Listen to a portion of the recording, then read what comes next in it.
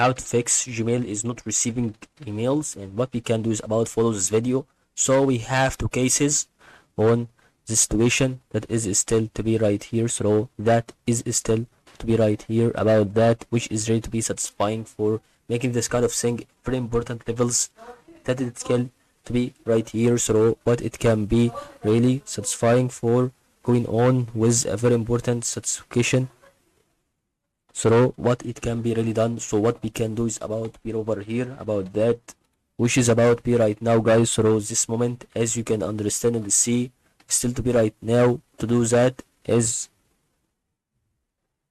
we can understand is about to click on more and click on spam. Right now is still to be right here to know the spam. That is still to be right here to know the side of the message emails that it has been sent to your Gmail, and that is all about here to help you.